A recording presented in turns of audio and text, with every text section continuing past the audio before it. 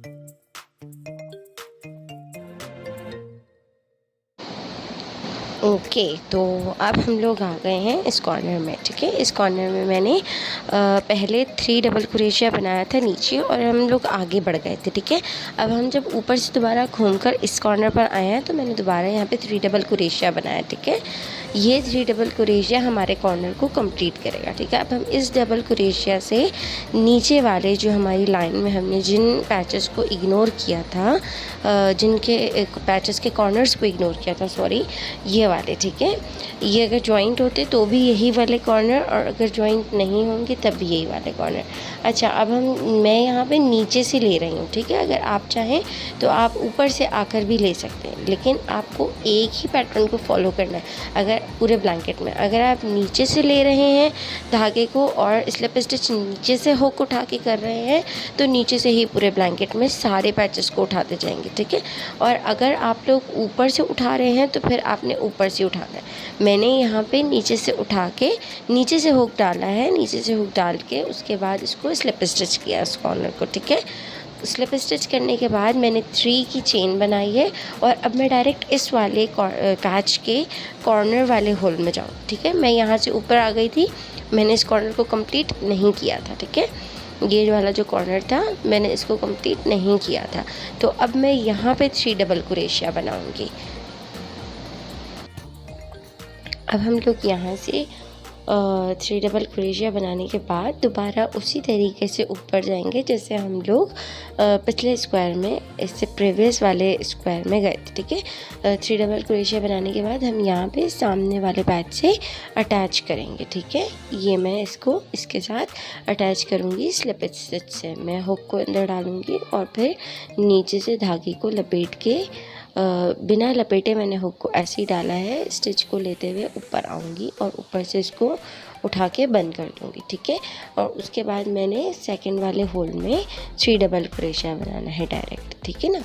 तो ये इस एज़ इट इज़ पूरा पैटर्न फॉलो होगा ऊपर तक। स्लिप स्टिच करके हम लोग ऊपर आते चले जाएंगे। स्लिप स्टिच करना नहीं भूलिएगा, वरना आपकी ऑब्वियस ब्लैंकेट एक पैच से दूसरा पैच नहीं जुड़ेगा। इस स्लिप स्टिच से आपका पैच जुड़ता चला जाएगा।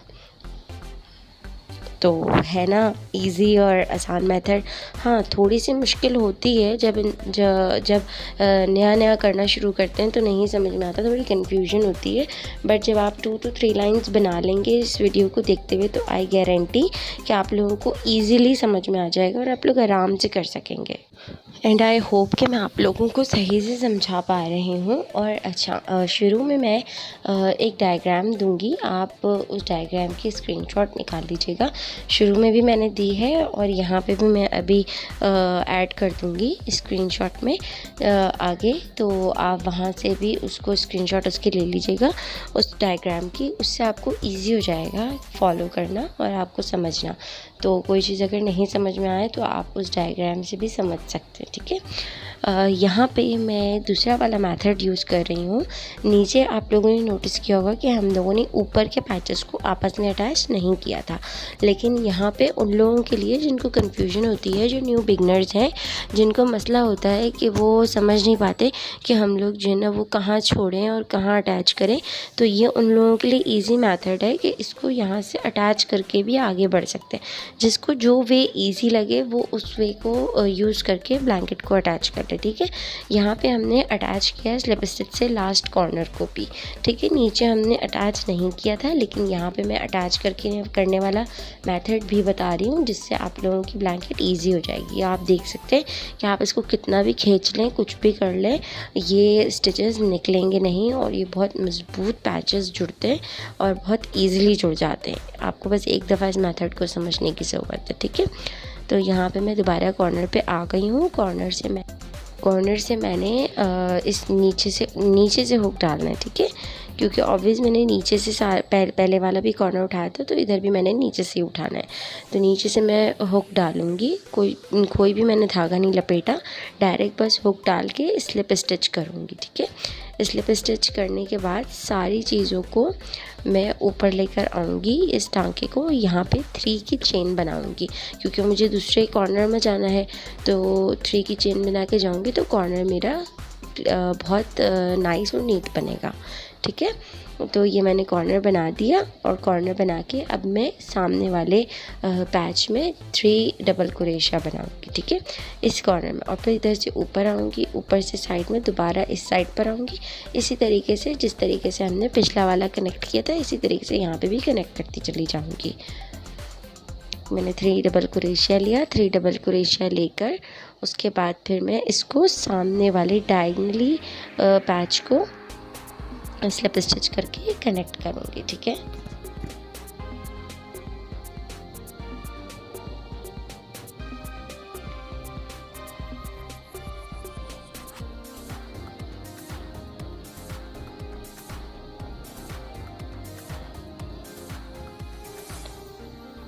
ये इसके ऑपोजिट बिल्कुल सामने वाला जो होल है, यानी कि जो खाली स्पेस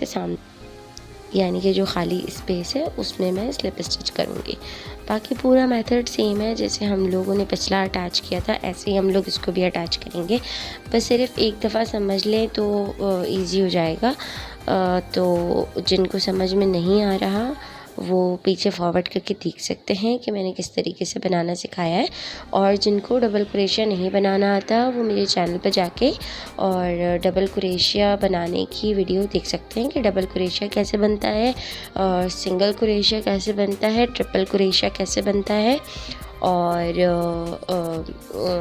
स्लिप स्टिच कैसे करते हैं, ठीक है। मैंने अपने वीडियोस में अलग अलग वीडियोस में सारे मेथड सिखाए हुए बिगनर्स की क्लास के, ठीक है। तो आप लोग वहाँ से जाके देख लीजिएगा और आप लोगों को इजी हो जाएगा हर चीज़। मैंने उसमें बहुत क्लियरली समझाया हुआ है कि किस तरीके से आप लोगों को जो है ना वो ये सारे स्टिचेस बनाने, ठीक है। बेसिक स्टिचेस जितने भी हैं वो मैंने अपनी बिगनर्स क्लास में यहाँ पे यूट्यूब पे दिए हुए हैं। ठीक है। यहाँ पे मैं वही कनेक्टेड वाला मेथड कर रही हूँ। अगर आपने कनेक्टेड वाला मेथड नहीं करना तो आप इस वाले कॉर्नर को स्लिप स्टिच नहीं करेंगे और डायरेक्टली नीचे तक, ऊपर से बनाते हुए नीचे तक कॉर्नर तक आ जाएंगे।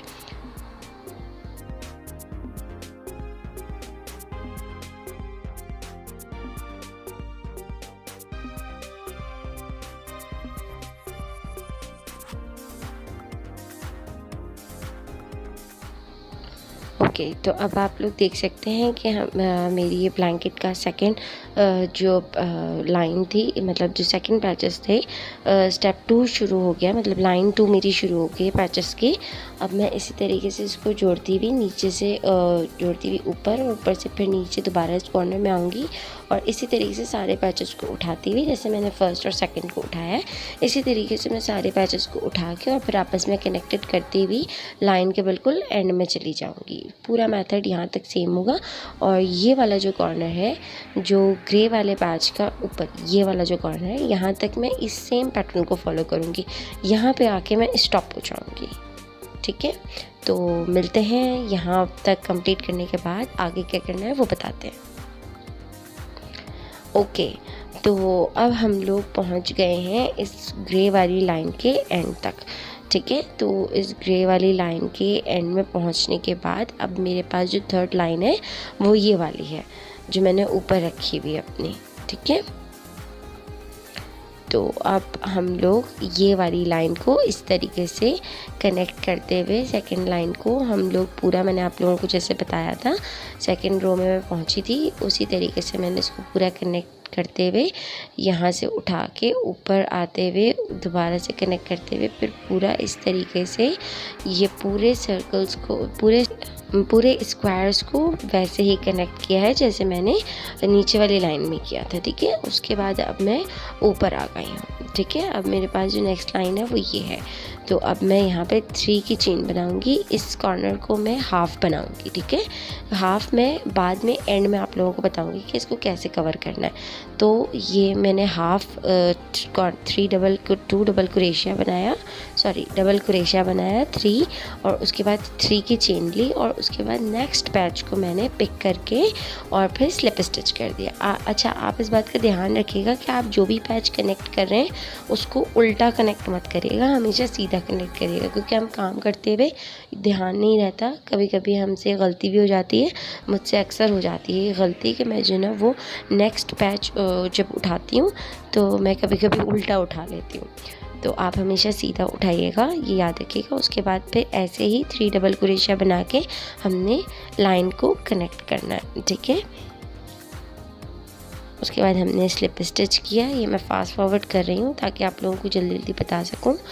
3 डबल क्रोशिया करने के बाद मैं इसको कनेक्ट करूँगी सामने वाले पैच से।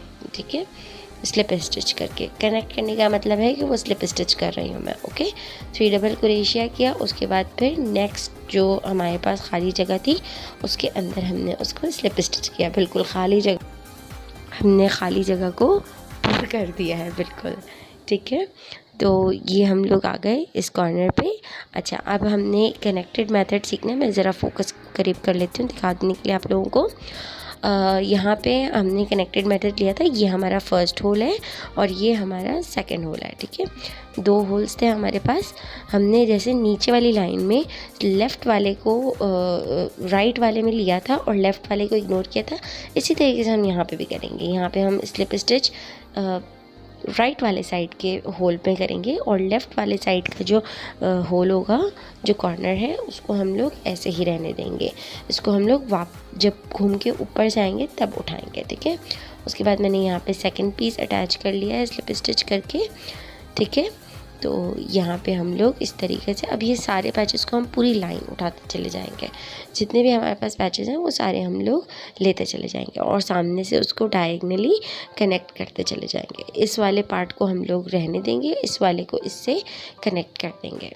ठीक है, उसके बाद थर्ड पैच उठाएंगे। थर्ड पैच का भी यही जो है वो टेक्निक है कि हम लोग इस तरीके से उठाते हुए पूरा ऊपर तक आएंगे। ठीक है, इसको पूरा ऊपर उठाते हुए आएंगे। ठीक है ना, ये वाला जो हमारा पैच है इसमें हम 3 डबल क्रोशिया किया और 3 डबल क्रोशिया करने के बाद हमने सामने स्लिप स्टिच कर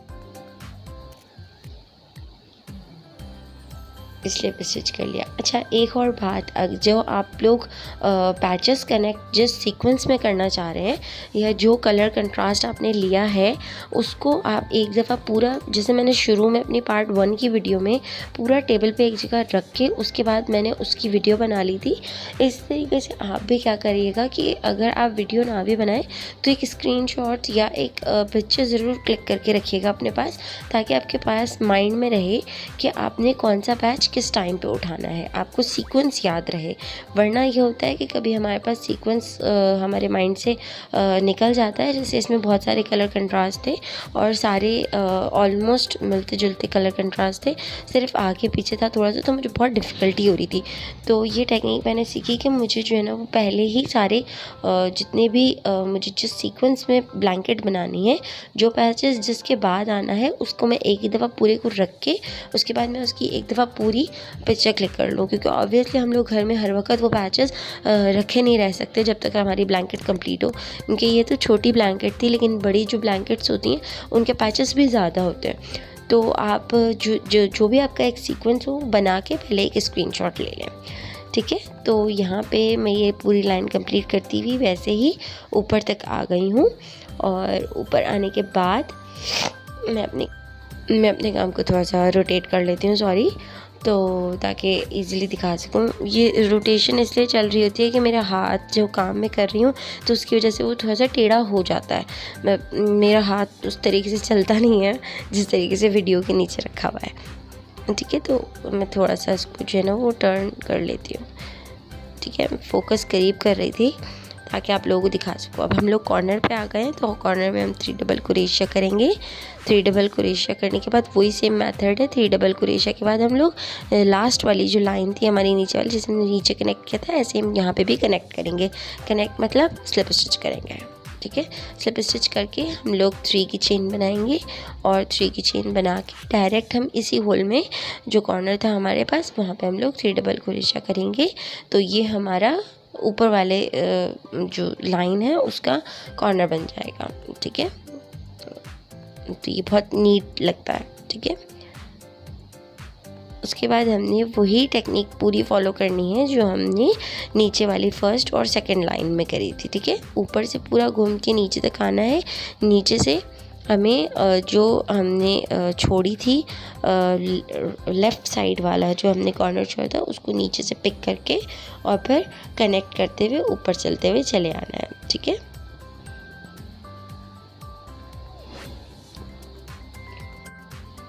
अब आपके पास अगर 3 लाइन्स हैं, 4 लाइन्स हैं, 5 लाइन्स हैं, मेरे पास यहाँ पे इस ब्लैंकेट में 8 लाइन्स हैं, ठीक है। यानी कि 8 हॉरिजॉन्टली लाइन्स हैं और 8 वर्टिकल लाइन। ये ब्लैंकेट का बैक साइड में आपको दिखा रही हूँ कि बैक साइड भी अगर आपने मुझे इसके नीचे फलारीन का कपड़ा लगाना है, तो इसलिए मैं जो है ना वो इसके पीछे के जो धागे हैं उनको नीडल से अंदर नहीं डाल रही। वरना अगर आपने और नीट काम करना है तो आप नीचे आपको कपड़ा नहीं लगाना, यूज़ नहीं करना, आपको नहीं शो करना कि बैक और फ्रंट कौन सा है, तो आपको ये भी पता नहीं चलेगा इस ब्लैंकेट का। अगर आपने पीछे वाले के धागों को कम्प्लीटली अंदर वेव जो है ना वो टक कर लिया होगा, ठीक है, तो पीछे और आगे का फ़र्क नहीं पता चलेगा।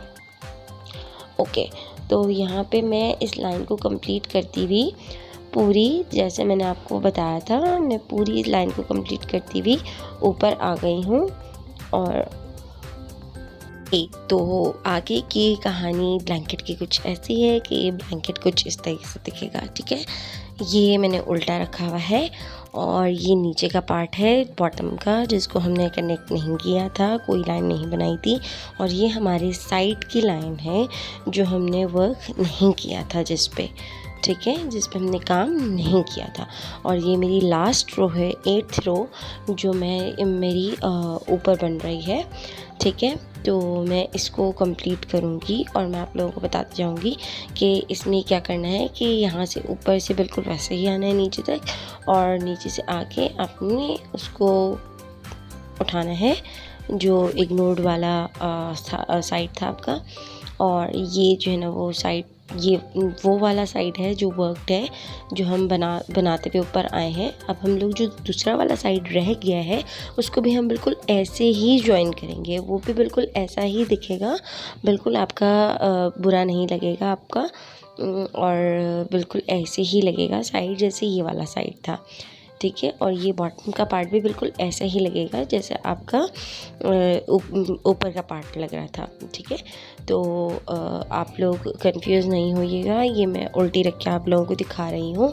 ये स्टार्टिंग पॉइंट है जहाँ से हमने ब्लैंकेट को बनाना शुरू किया था, ठीक है। तो हमने अभी तक हमने अपने धागे को कहीं भी नहीं तोड़ा। और हाँ, मुझे दूसरा मैंने सेकंड बॉल जब अटैच किया था तो मैंने उसको बॉल को ख़त्म जहाँ पे हुआ था वहाँ से मैंने उसको अटैच कर लिया था।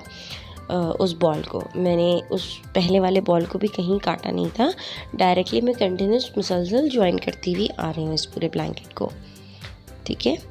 तो ये हमारा ऊपर का पार्ट है और ये मैंने फिनिश कर लिया था। अब मैं ऊपर से साइड की तरफ आ रही हूँ और साइड बिल्कुल वैसे ही बनाऊँगी। और जब मैं यहाँ पर आऊँगी बीच में तो मैं आपको बताऊँगी कि इस साइड को कैसे कंप्लीट करना है। ये मैं ऊपर से साइड की तरफ आई हूँ, ठीक है। ये हमारा लेफ़्ट साइड का मैंने बनाना शुरू किया था, तो मेरे लेफ़्ट साइड का फर्स्ट कॉर्नर है, ठीक है। और ये मैंने यहाँ पे इस कॉर्नर पे 3 डबल क्रोशिया किया और उसके बाद मैंने यहाँ पे चेन 1 नहीं ली है, मैंने हाँ चेन 1 ली है, सॉरी चेन 1 ली है। और जो ये वाला होल था, यानी कि जो हमारी 3 की चेन थी जिसको हमने 3 की चेन बना के और फिर दूसरा वाला पिक किया था जहाँ से हमने उस वाली चेन पे हमने स्लिप स्टिच करना है। कोई चेंज नहीं बनानी, कुछ नहीं बनाना, कोई डबल क्रोशिया नहीं करना।